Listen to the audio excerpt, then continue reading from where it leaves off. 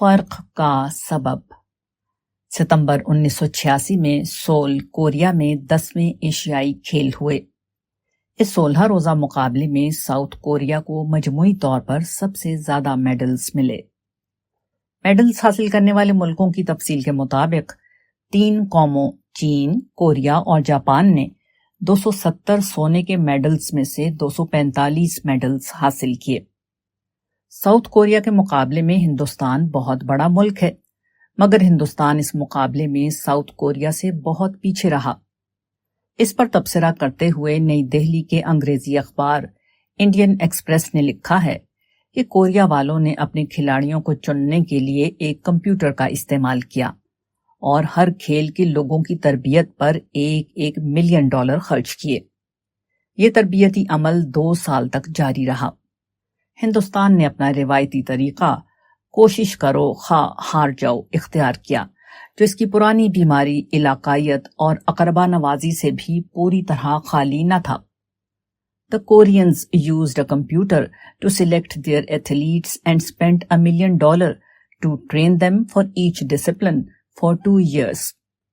India used familiar try or miss methods in which the old melody of parochialism and nepotism may not have been at a total discount.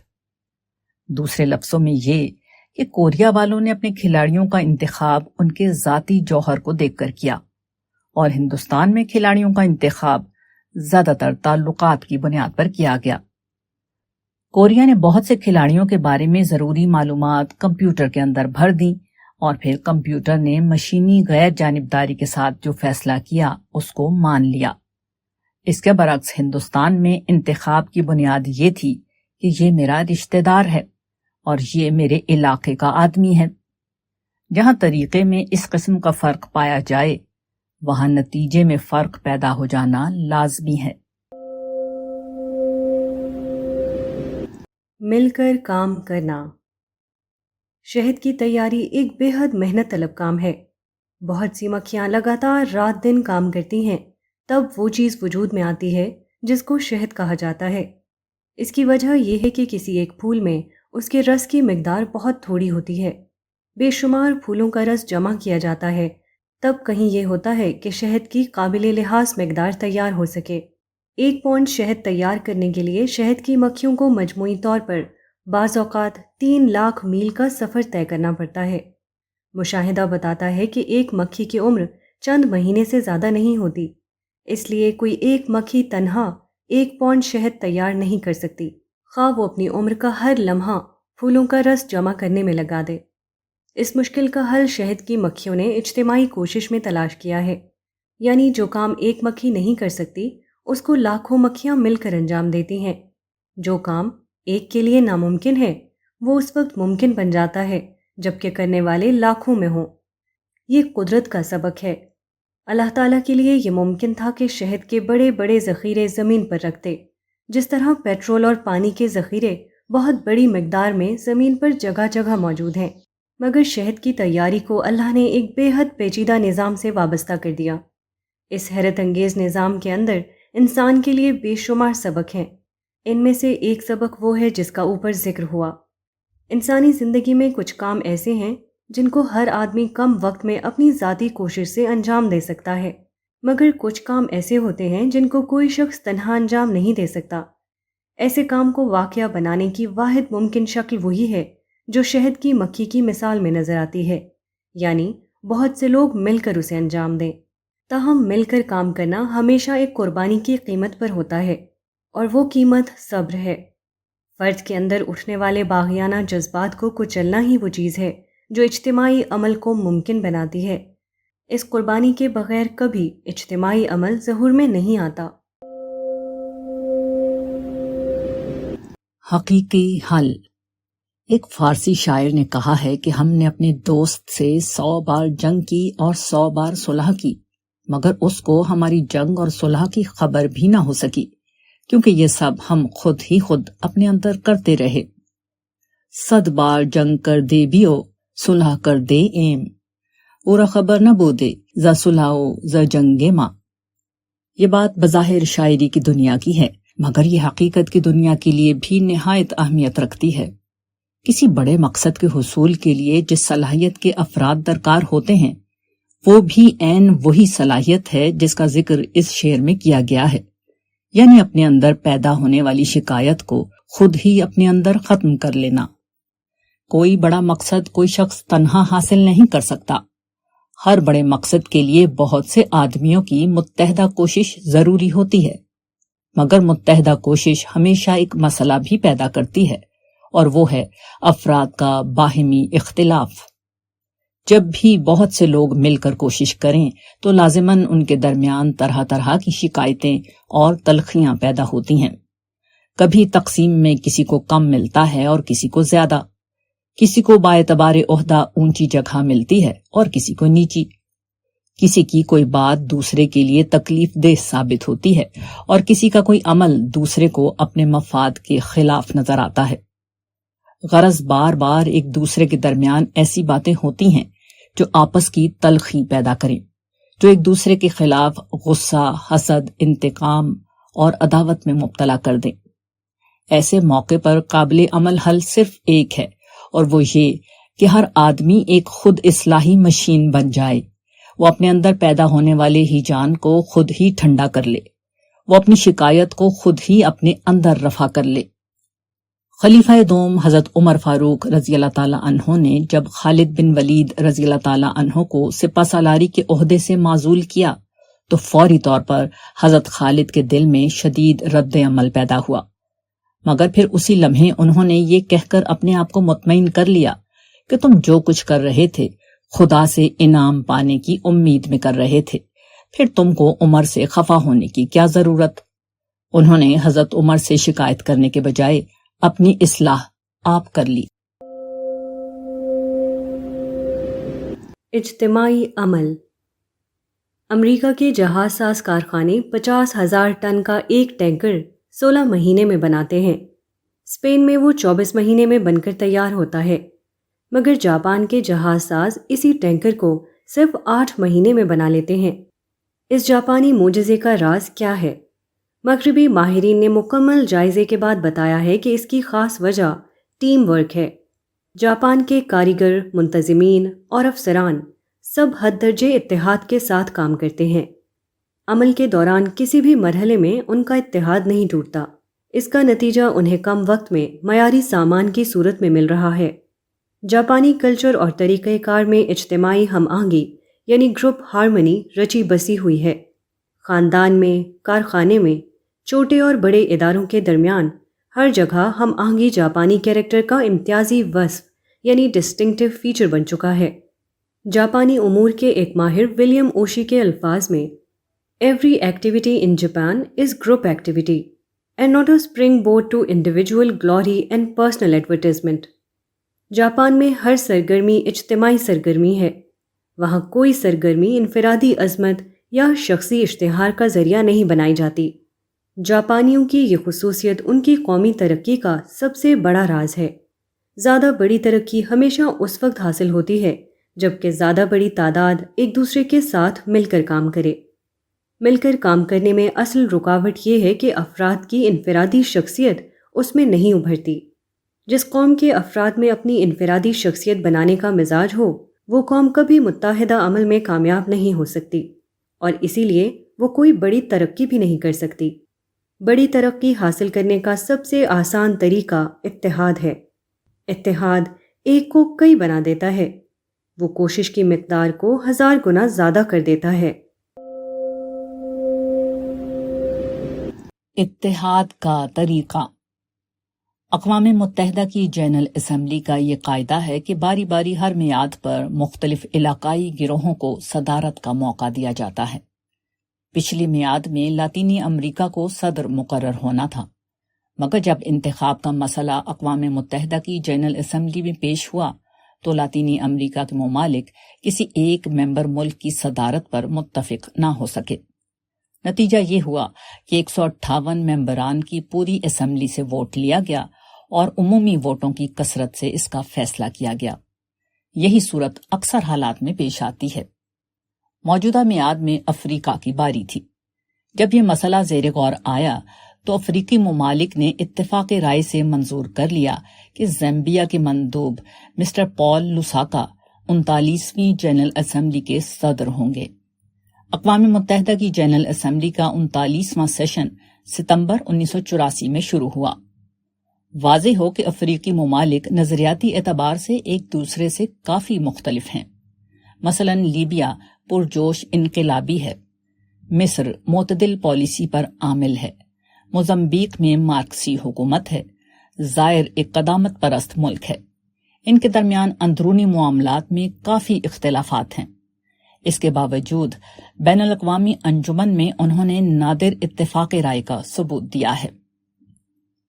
یہ انوکھا واقعہ کیسے ظاہر ہوا؟ اس سلسلے میں نیو یارک ٹائمز کے نامہ نگار رچرڈ برنسٹین نے بعض ڈپلومیٹ کے یہ الفاظ نقل کیے ہیں۔ African unanimity is only achieved by avoiding potentially contentious issues. افریقی اتحاد رائے صرف اس طرح حاصل کیا گیا ہے کہ انہوں نے اختلافی باتوں کو پس پشت رکھا۔ یہی موجودہ دنیا میں اتحاد و اتفاق کا واحد یقینی راستہ ہے۔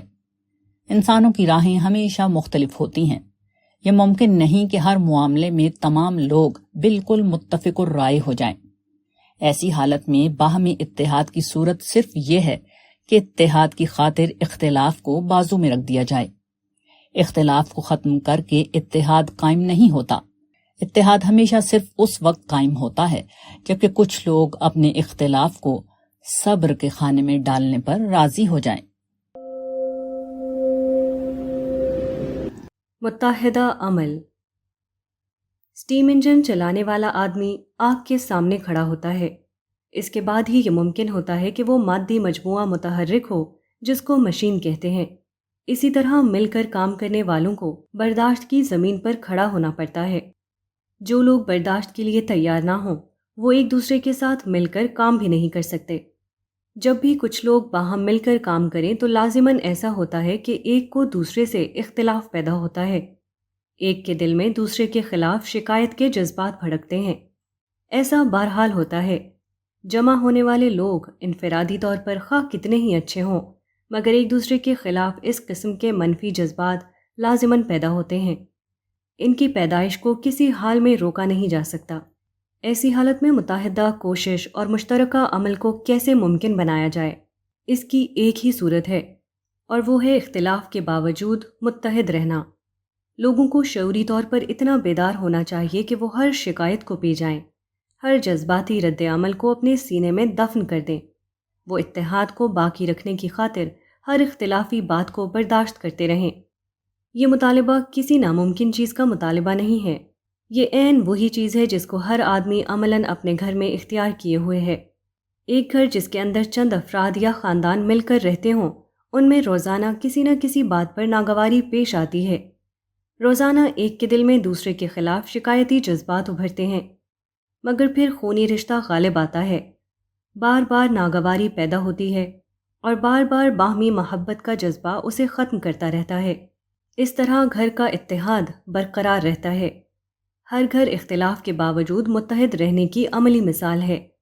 یہی چیز اجتماعی زندگی میں شعور کے تحت ظہور میں آتی ہے۔ خاندانی زندگی میں جو واقعہ محبت کے جذبے کے تحت پیش آتا ہے، وہی واقعہ اجتماعی زندگی میں شعوری فیصلے کے تحت انجام دیا جاتا ہے۔ گھر کے اندر دل کا تعلق لوگوں کو باہم جڑے رہنے پر مجبور کرتا ہے، اور گھر کے باہر لوگوں کا عقلی فیصلہ انہیں اس بات کا پابند بناتا ہے کہ وہ اتحاد کو باقی رکھنے کی خاطر ہر ناگواری کو گوارا کرتے رہیں۔ اختلاف دشمن کا ہتھیار۔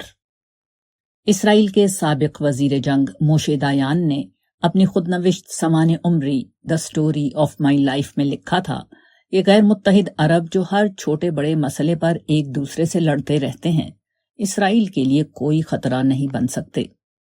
The Arabs, disunited and at odds with one another over every issue, big and small, present no threat.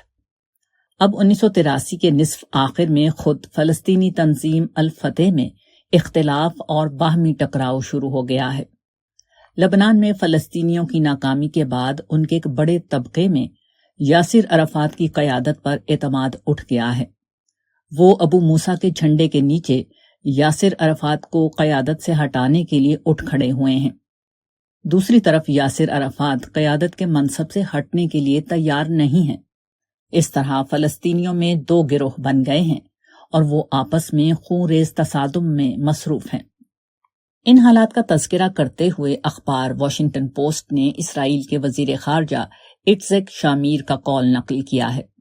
اس نے کہا کہ میں یہ کہوں گا کہ یہ اسرائیل کے حق میں اچھا ہے کہ فلسطینی تنظیم کے درمیان اندرونی جھگڑے، علیحدگی اور تقسیم پائی جا رہی ہے۔ I must say that it is good for Israel that there are domestic quarrels, breakups and divisions within the organization of the PLO۔ Washington post نے مزید نقل کیا ہے کہ اسرائیل کے محکمہ جنگ کے ایک افسر نے کہا کہ اسرائیل میں یہ یقین کیا جاتا ہے کہ لبنان کے شمالی اور مشرقی حصے میں یاسر عرفات کے خلاف بڑھتی ہوئی بغاوت کا یہ نتیجہ ہوا ہے کہ جنوبی لبنان میں اسرائیلی فوجیوں پر فلسطینی حملوں کی تعداد کم ہو گئی ہے۔ اسرائیل کے محکمہ جنگ کے دوسرے افسر نے اس کے جواب میں کہا "They are busy themselves and that is good for us۔ وہ لوگ خود اپنے درمیان مصروف ہیں اور یہ ہمارے لیے بہت اچھا ہے۔ آپس میں لڑنا گویا اپنا دشمن آپ بننا ہے۔ یہ اس تخریبی کام کو خود اپنے ہاتھوں انجام دینا ہے جس کو دشمن اپنے ہاتھوں سے انجام دینا چاہتا ہے۔ ایک تجربہ۔ گجرات کی ایک مسلم برادری ہے جس کا نام میمن برادری ہے۔ عام طور پر اس کو چلیا برادری کہا جاتا ہے۔ یہ ایک تجارت پیشہ برادری ہے۔ ان کے افراد مختلف شہروں میں پھیلے ہوئے ہیں۔ بمبئی میں یہ برادری تقریباً 25,000 کی تعداد میں آباد ہے۔ تجارت سے آدمی کے اندر ایک مخصوص کردار پیدا ہوتا ہے۔ یہ کردار اس برادری میں پوری طرح موجود ہے۔ مثلاً وہ ملازمت کرنے کے بجائے اپنی محنت سے کمانا پسند کرتے ہیں۔ ان کی زندگی نہایت سادہ ہوتی ہے، حتیٰ کہ شادیوں میں ان کے یہاں جہیز کا کوئی رواج نہیں۔ وہ سیاسی جھگڑوں سے بالکل دور رہتے ہیں۔ ان کے درمیان باہمی اختلافات دوسرے مسلمانوں کی نسبت بہت کم پیدا ہوتے ہیں، اور اگر کوئی باہمی اختلاف پیدا ہو جائے تو وہ اپنے بڑوں کے فیصلے پر راضی ہو کر اختلاف ختم کر دیتے ہیں۔ وہ اپنے اختلافی معاملات کے لیے کبھی عدالت میں نہیں جاتے۔ چلیا برادری کے اس مزاج کی وجہ سے اس کو دینی فائدہ بھی مل رہا ہے اور دنیوی فائدہ بھی۔ اس کے مزاج کی سادگی، حقیقت پسندی، بات کو مان لینے کا نتیجہ یہ ہوا کہ تبلیغی تحریک کو اس نے بہت جلد قبول کر لیا۔ تبلیغ میں شامل ہونے سے مزید ان کے اندر اعتماد اور یقین کی نفسیات پیدا ہوئی۔ وہ ترقی کی راہ میں آگے بڑھتے چلے گئے۔ چلیا برادری کی مذکورہ نفسیات کا دوسرا زبردست فائدہ انہیں اتحاد کی صورت میں ملا۔ اس برادری کے لوگوں کا یہ حال ہے کہ وہ بہت جلد تجارتی شرکت کو قبول کر لیتے ہیں۔ ان کی اکثر تجارتیں آپس کے مشترک سرمائے سے چل رہی ہیں۔ ان کا ایک آدمی کہے گا کہ فلاں ہوٹل 10 لاکھ روپے میں بک رہا ہے، آؤ ہم مل کر اس کو خرید لیں۔ اس کو نہایت آسانی سے سرمایہ لگانے والے افراد مل جائیں گے اور وہ مشترک سرمایے سے ہوٹل کو خرید کر اس کو منظم انداز سے چلاتے رہیں گے اور ان کے درمیان کبھی کوئی جھگڑا نہیں پیدا ہوگا۔ موجودہ زمانے میں کوئی بڑا کام کرنے کے لیے بڑے سرمایے کی ضرورت ہوتی ہے۔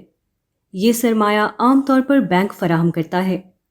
اسلام میں چونکہ سود کو حرام قرار دیا گیا ہے، اس لیے بہت سے ترقی پسند یہ کہتے ہیں کہ اسلام اقتصادی ترقی کی راہ میں رکاوٹ ہے، کیونکہ اقتصادی ترقی بینک کے سودی قرضوں سے ہوتی ہے اور سودی قرضے پر کاروبار کرنے کی اسلام میں گنجائش نہیں۔ بمبئی کی چلیا برادری اس الزام کی عملی تردید ہے۔ چلیا برادری کا نمونہ بتاتا ہے کہ اقتصادی عمل کے لیے سودی مالیات لازمی نہیں ہیں۔ یہاں سودی مالیات کا ایک بدل موجود ہے اور وہ ہے مشارکتی مالیات، یعنی حصے داری کی بنیاد پر مشترک سرمایہ فراہم کرنا اور اس کے ذریعے سے کئی آدمیوں کا مل کر کاروبار کرنا۔ یہ وہی چیز ہے جس کو موجودہ زمانے میں کوآپریٹو سسٹم کہا جاتا ہے۔ حقیقت یہ ہے کہ کوآپریٹو نظام سودی نظام کا اسلامی بدل ہے، مگر کوآپریٹو نظام کے تحت اقتصادی عمل جاری کرنے کے لیے ایک لازمی شرط ہے، اور وہ ہے اتحاد کا مزاج۔ چلیا برادری میں یہ مزاج پوری طرح پایا جاتا ہے، اس لیے ان کے درمیان تجارتی مشارکت کامیاب ہے۔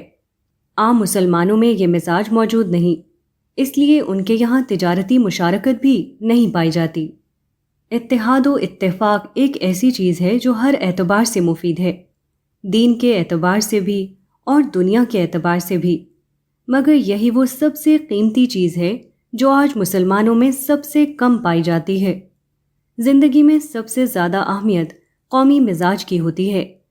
قوم کے اندر اگر تعمیری مزاج ہو تو اس کا ہر معاملہ اپنے آپ درست ہوتا چلا جائے گا، اس کے اندر وہی قیادت ابھرے گی جو واقعتاً صحیح قیادت ہو۔ غیر صالح قیادت اس کے اندر اپنی زمین نہیں پا سکے گی، اس کے افراد کسی مفید کام کے لیے نہایت آسانی سے متحد ہو جائیں گے، دوسری قوموں سے اس کا غیر ضروری ٹکراؤ اپنے آپ ختم ہو جائے گا۔ قومی مزاج کے صالح ہونے پر ہی قوم کی تمام ترقیوں کا انحصار ہے۔ اگر قوم کا مزاج بگڑا ہوا ہو تو ایسی قوم کو کوئی چیز بربادی سے نہیں بچا سکتی۔ اگر آپ کو قوم کی اصلاح کرنی ہو تو اس کے مزاج کی اصلاح کر دیجئے، اس کے بعد تمام چیزوں کی اصلاح اپنے آپ ہو جائے گی۔ اتحاد کی قیمت۔ آج ہر آدمی اتحاد پر بول رہا ہے، ہر آدمی اتحاد پر لکھ رہا ہے، مگر کہیں بھی اتحاد قائم نہیں۔ اس کی وجہ یہ ہے کہ ہر چیز کی ایک قیمت ہوتی ہے، اسی طرح اتحاد کی بھی ایک قیمت ہے۔ لوگ اتحاد کی باتیں کرتے ہیں مگر اتحاد کی قیمت دینا نہیں چاہتے۔ یہی وجہ ہے کہ کہیں اتحاد قائم نہیں ہوتا۔ اتحاد جب ٹوٹتا ہے تو کیوں ٹوٹتا ہے؟ اس کی وجہ صرف ایک ہے، اور وہ یہ کہ اپنے اندر پیدا ہونے والے بے اتحادی کے جذبات کو ختم نہ کرنا۔ یہ دنیا دارالامتحان ہے، یہاں مختلف وجوہ سے ایک دوسرے کے خلاف جذبات پیدا ہوتے ہیں۔ ان جذبات کو اگر آپ اپنے اندر کچل دیں تو اتحاد قائم رہے گا، اور اگر ان جذبات کو نہ کچلیں تو وہ ظاہر ہو کر اتحاد کو پارا پارا کر دیں گے۔ کبھی ایک آدمی کو دوسرے آدمی سے شکایت ہو جاتی ہے، کبھی ایسا ہوتا ہے کہ ایک شخص آپ کو اپنے مفاد کی راہ میں حائل نظر آتا ہے، کبھی دوسرے کی ترقی کو دیکھ کر اس کے خلاف حسد کا جذبہ سینے میں جاگ اٹھتا ہے، کبھی فخر اور غرور کی نفسیات کا یہ تقاضا ہوتا ہے کہ دوسرے کو ذلیل اور بے قیمت کر کے خوشی حاصل کی جائے۔ اس قسم کے تمام مواقع آدمی سے ایک قیمت مانگتے ہیں، یہ قیمت کہ وہ اتحاد اور تعلق کی فضا کو باقی رکھنے کے لیے اپنے آپ کو دبائے، وہ شکایت اور تلخی کو برداشت کر لے، وہ اپنے مفاد کی بربادی پر راضی ہو جائے، وہ دوسرے کی ترقی پر خوش ہونے کا حوصلہ پیدا کرے، وہ گھمنڈ کے جذبات کو تواضع کے جذبات میں تبدیل کر لے۔ یہی شخصی قربانی اجتماعی اتحاد و اتفاق کا واحد راز ہے۔ اس قسم کے مواقع کا پیش آنا لازمی ہے۔ یہ ممکن نہیں ہے کہ موجودہ دارالامتحان میں ایسے مواقع پیش نہ آئیں۔ یہی مواقع دراصل اتحاد یا بے اتحادی کا فیصلہ کرتے ہیں۔ آدمی اگر ایسا کرے کہ وہ اتحاد کو توڑنے والے جذبات کو اپنے سینے میں دبا لے تو وہ معاشرے کے اندر اتحاد کو باقی رکھے گا۔ اگر وہ ان جذبات کو ظاہر ہونے کے لیے کھلا چھوڑ دے تو معاشرے کے اتحاد کو برباد کر دے گا۔ دوسروں سے نہ لڑنے کے لیے اپنے آپ سے لڑنا پڑتا ہے، چونکہ لوگ اپنے آپ سے لڑنے کے لیے تیار نہیں، اس لیے دوسروں سے ان کی لڑائی بھی ختم نہیں ہوتی۔ اتحاد کا راز۔ چڑیا گھر میں سینکڑوں لوگ موجود تھے۔ کوئی کھلے سبزے پر بیٹھا ہوا کھا پی رہا تھا، کوئی طرح طرح کے جانوروں کو دیکھ رہا تھا، کوئی ادھر ادھر بے فکری کے ساتھ گھوم رہا تھا۔ اتنے میں دھارنی کی آواز آئی اور اسی کے ساتھ یہ خبر اڑی کہ ایک شیر اپنے کٹہرے سے باہر آ گیا ہے۔ یہ سنتے ہی تمام لوگ بیرونی گیٹ کی طرف بھاگے۔ جو لوگ اب تک مختلف نظر آ رہے تھے وہ سب کے سب متحد ہو کر ایک رخ پر چل پڑے۔ ہر قسم کی مختلف سرگرمیاں ختم ہو کر ایک نقطے پر مرتکز ہو گئیں۔ یہ ایک مثال ہے جس سے اندازہ ہوتا ہے کہ کس طرح شدت خوف آراء کے تعدد کو ختم کر دیتا ہے۔ ایسے وقت میں ہر آدمی اسی ایک چیز کی طرف متوجہ ہو جاتا ہے جو سب سے زیادہ قابل توجہ ہے۔ ہر آدمی اسی ایک چیز سے ڈرنے لگتا ہے جو سب سے زیادہ ڈرنے کے قابل ہے۔ ہر آدمی کا خیال اسی ایک چیز کی طرف لگ جاتا ہے جس کی طرف دوسرے آدمی کا خیال لگا ہوا تھا۔ آخری قابل لحاظ چیز ہمیشہ ایک ہوتی ہے، آخری چیز میں تعدد نہیں۔ لوگوں کے درمیان اختلاف اس لیے ہوتا ہے کہ لوگ آخری چیز پر نہیں ہوتے۔ آدمی کے اوپر جب شدید ترین اندیشے کی کیفیت طاری ہوتی ہے تو دوسرے اور تیسرے درجے کی تمام چیزیں اپنے آپ حذف ہو جاتی ہیں۔ اس وقت لازماً ایسا ہوتا ہے کہ تمام لوگوں کی توجہ آخری اہم ترین چیز کی طرف لگ جاتی ہے۔ اس سے کم درجے کی تمام چیزیں خود بخود حذف ہو جاتی ہیں، اور جہاں آخر سے پہلے کی تمام چیزیں حذف ہو جائیں وہاں اتحاد کے سوا اور کچھ نہ ہوگا۔ اختلاف اس صورتحال کا نام ہے کہ لوگوں کی نظریں آخری اہم ترین چیز پر لگی ہوئی نہ ہوں۔ اس لیے اتحاد کی واحد کامیاب تدبیر یہ ہے کہ لوگوں کی نظریں کم اہم یا غیر اہم چیزوں سے ہٹا دی جائیں۔ کسی ملک پر دشمن کے حملے کے وقت یہی چیز ہوتی ہے، چنانچہ ایسے موقع پر پوری قوم متحد ہو جاتی ہے۔ دشمن کے خطرے سے زیادہ بڑا خطرہ خدا کی پکڑ کا خطرہ ہے۔ اس لیے جس قوم میں خدا کا ڈر پیدا ہو جائے وہ لازمی طور پر دنیا کی سب سے زیادہ متحد قوم بن جائے گی۔ مطالعہ بتاتا ہے کہ دشمن کے خطرے کے وقت جانور بھی متحد ہو جاتے ہیں۔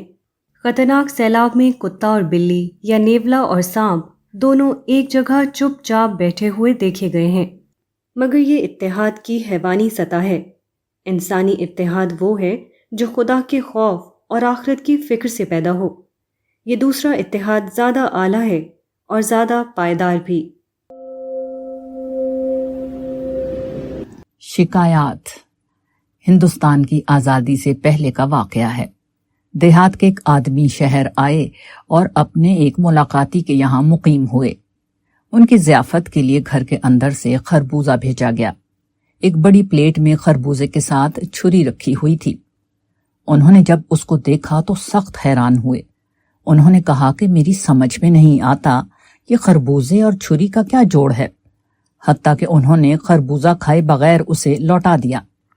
بات کو ایک شخص نے پوچھا تو انہوں نے بتایا کہ ہم تو یہ جانتے ہیں کہ خربوزہ کھانے کا طریقہ یہ ہے کہ دونوں ہاتھ سے دبا کر اس کو توڑا اور کھا گئے، پھر یہ چھری کس لیے؟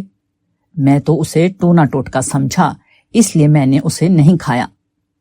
اسی قسم کا ایک اور واقعہ مذکورہ شخص کے ساتھ رات کو پیش آیا۔ رات کو جب ان کے سونے کے لیے بستر بچھایا گیا تو ان کے بستر پر ایک تکیہ بھی تھا۔ وہ رات بھر تکیے کو دیکھتے رہے اور سو نہ سکے۔ بعد کو اس کے بارے میں انہوں نے بتایا کہ میں تو یہی سمجھا کہ اس کے اندر مال ہے، میری سمجھ میں نہیں آتا تھا کہ میں اس گٹھڑی کی رکھوالی کروں یا سوؤں۔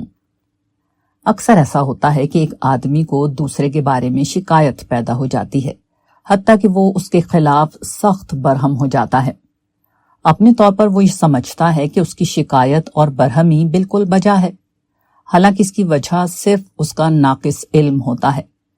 پوری صورتحال سے بے خبری کی بنا پر وہ بطور خود ایک رائے قائم کر لیتا ہے اور اس پر شدت سے قائم ہو جاتا ہے، حالانکہ اصل واقعے کے اعتبار سے اس کی شکایت کی کوئی حقیقت نہیں ہوتی۔ اس برائی سے بچنے کی ترکیب قرآن میں یہ بتائی گئی ہے کہ جب بھی کوئی بات سنو تو اس کی تحقیق کر لو۔ اگر آدمی واقعتاً سنجیدہ ہو تو وہ دو میں سے کوئی ایک رویہ اختیار کرے گا، یا تو سنی ہوئی بات کو بھلا دے گا اور اس کا کوئی چرچا نہیں کرے گا، اور اگر کسی وجہ سے وہ اس کا تذکرہ کرنا چاہتا ہے تو سب سے پہلے وہ متعلقہ شخص سے اس کی تحقیق کرے گا، اور تحقیق کے بعد جو بات سامنے آئے گی اس کو مان لے گا۔ تحقیق کے بغیر شکایتوں کا چرچا کرنا جتنا غلط ہے، اتنا ہی غلط یہ بھی ہے کہ تحقیق کے بعد بھی آدمی اپنی رائے پر قائم رہے۔ متعلقہ شخص کی تردید کے باوجود وہ اس کو مسلسل دہراتا رہے۔